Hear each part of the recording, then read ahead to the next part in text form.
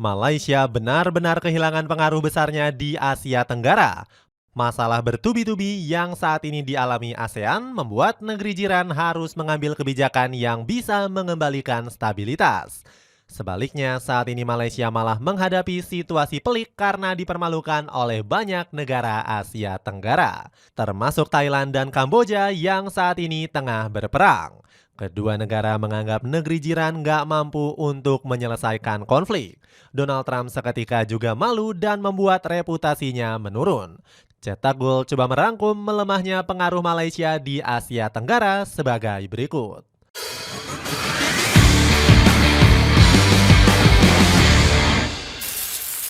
Janji palsu mendamaikan perang.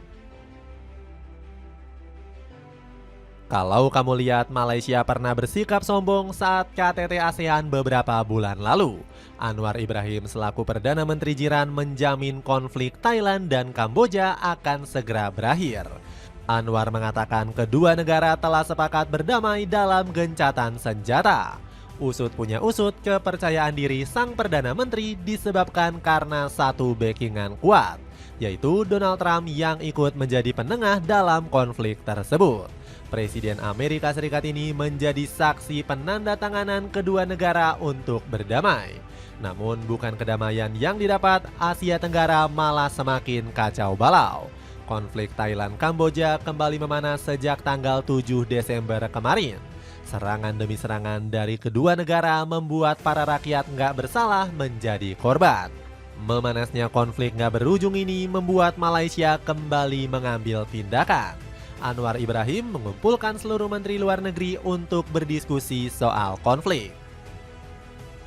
Sebagai ketua ASEAN, Malaysia akan mengadakan rapat khusus para menteri luar negeri ASEAN. Menilai situasi sudah sangat mendesak, kata Anwar. Namun nampaknya pertemuan ini nggak menemukan hasil apapun. Konflik masih terus berlangsung dan bahkan semakin meluas hingga tengah kota di perbatasan kedua negara. Anutin Karnvilakul mengatakan kalau Malaysia telah mengutarakan janji omong kosong. Saking memanasnya konflik, sekitar 22 tentara dan 38 warga sipil harus gugur. Sementara dari pihak Kamboja juga merasakan hal yang sama. Menurut masyarakat di perbatasan bilang, perang ini sudah menyebabkan penderitaan luar biasa akibat ego pemerintah. Di satu sisi, Mali Soseta mengatakan Thailandlah yang telah membuat onar. Perwakilan pertahanan Kamboja ini menilai negeri gajah perang yang telah membuat warganya menjadi korban.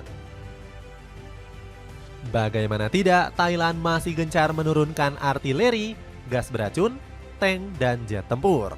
Amunisi ini digunakan untuk melancarkan serangan ke beberapa target di Kamboja. Konflik panjang ini juga sudah menyebar ke jalur perbatasan laut. Angkatan Laut Thailand dilaporkan sudah menurunkan pasukannya ke Teluk Thailand untuk melancarkan serangan ke Kamboja. Bahkan Thailand secara berani menantang Kamboja dalam perang yang berkepanjangan. Ketegasan Indonesia ambil pengaruh Malaysia. Kegagalan yang dilakukan Malaysia dalam melakukan perdamaian menjadi pukulan telak. Indonesia sebagai negara terdekat turun gunung untuk mengatasi konflik. Selama ini negeri Nusantara belum memutuskan untuk turun ke medan perang. Pemerintah Republik Indonesia masih memantau tindakan yang harus dilakukan dengan tidak tergesa-gesa.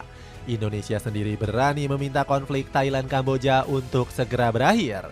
Menurut Menteri Luar Negeri Sugiono, meminta kedua negara untuk bisa menahan diri. Pada intinya, Indonesia selalu percaya bahwa kedua keluarga kita di ASEAN, Kamboja maupun Thailand akan menemukan jalan damai melalui dialog dengan dukungan penuh ASEAN. Kehadiran Indonesia bisa menjadi titik penting dalam konflik kedua negara ini. Pasalnya, sejauh ini belum ada yang bisa mendamaikan perang yang sudah berkepanjangan. Sekaliber Amerika yang turun tangan pun masih belum bisa untuk menjadi penengah. Bahkan negeri Paman Sam sampai kehilangan kepercayaan dari para warga Thailand. Menurut masyarakat, Donald Trump gak memiliki power untuk menyelesaikan masalah. Sehingga para rakyat sudah gak mau lagi termakan omong kosong dan janji palsu Donald Trump. Jika dia benar-benar punya kuasa untuk membereskan perang ini tidak akan terjadi sekarang.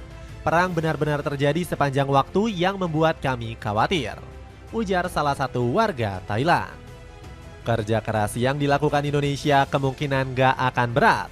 Dalam melaksanakan aksi perdamaian, negeri tanah air dipastikan bakal mendapatkan bantuan. Salah satunya ada China yang bersedia turun tangan membantu tanah air. Negeri tirai bambu dilaporkan sudah mengutus Deng Sujin sebagai perwakilan di kawasan ASEAN. Kepastian ini sudah dikonfirmasi langsung oleh Kementerian Luar Negeri Kamboja. Dalam pernyataan resmi, mereka memuji Cina yang berkomitmen mendamaikan perang kali ini. Deng Sijun menegaskan kembali bahwa Cina akan terus memainkan peran konstruktif dalam memfasilitasi dialog antara Kamboja dan Thailand dengan tujuan mempromosikan penyelesaian sengketa secara damai. Tulis pernyataan resmi kementerian. Harapan besar saat ini memang sedang diemban oleh Indonesia. Negeri Nusantara dipilih karena dinilai cocok dan tidak memiliki kepentingan sama sekali dalam menangani konflik. Di zaman Presiden Susilo Bambang Yudhoyono, Indonesia menjadi aktor penengah pencegah konflik. Sebagai informasi, konflik kedua negara sempat hampir pecah di tahun 2011. Untungnya Indonesia yang menjadi ketua ASEAN saat itu mampu mencegahnya. Menteri Luar Negeri Marty Natalegawa menjadi sosok kunci dengan meminta bantuan ke Dewan Keamanan PBB. Dapatkan jaket puffer super tebal, bisa menambah kesan kecemu di saat musim hujan. Cek linknya di bawah ini. Malaysia dihantui masalah politik dan ekonomi. Ternyata ada udang di balik batu terhadap pertemuan Anwar dan Trump beberapa bulan lalu. Hal ini berawal dari kesombongan sang Perdana Menteri Malaysia soal kesepakatan tarif. Menurut laporan berbagai sumber, Malaysia ditipu dengan kebijakan tarif 0% dari Trump. Setelah dijalankan, Amerika malah tetap memberikan tarif 20%. Azmin Ali selaku mantan Menteri Perdagangan Malaysia pernah memperingatkan Anwar. Azmin Ali bilang kesepakatan ini mengancam mengganggu kedaulatan ekonomi negara. Pasalnya, Amerika membatasi hak Malaysia untuk mengatur impor, menetapkan kuota, dan menentukan standar keamanan. Kesepakatan ini berbeda jauh dengan yang didapatkan Indonesia. Peter M. Hyman mengatakan Indonesia cukup diuntungkan dengan kesepakatan tarif tersebut. Hal itu bisa dibuktikan dari banyak pabrikan asing yang berinvestasi di Indonesia. Saking menguntungkannya, sampai-sampai media asing menyebut kesepakatan tarif Indonesia dengan Amerika terancam batal. Kalau dilihat ekonomi Malaysia di tahun ini memang sedikit agak gonjang-ganjing. Pada tahun 2025, pertumbuhan ekonomi negeri jiran ada sedikit keterlambatan. Mata uang ringgit juga mengalami depresiasi terhadap dolar Amerika Serikat. Perdana Menteri Malaysia yakni Anwar Ibrahim sampai-sampai banyak meresafel menteri mereka. Rakyat Malaysia juga nggak puas dengan kinerja Anwar Ibrahim. Bahkan beberapa bulan lalu mereka menuntut sang Perdana Menteri untuk mundur dari jabatannya. Jika Malaysia mengalami masalah seperti ini, apakah bisa menyelesaikan konflik? Mereka harus sedikit belajar dari ketegasan Indonesia saat menengahi konflik Kamboja-Vietnam. Kedua negara ini pernah berkonflik karena perbedaan pendapat dan perebutan wilayah. Cara ini bisa dipilih Malaysia untuk bisa melebarkan pengaruhnya di Asia Tenggara. Dapatkan paket 3 piece kaos polos dengan harga 91 ribuan saja. Cek linknya di bawah ini. Itulah ulasan melemahnya pengaruh Malaysia di Asia Tenggara. Bagaimana pendapatmu? Apakah negeri jiran bisa mengembalikan pengaruhnya sebagai pemimpin Asia Tenggara saat ini? Atau justru pengaruhnya akan kembali dipercaya ke Indonesia? Coba tulis pendapatmu di kolom komentar di bawah ini.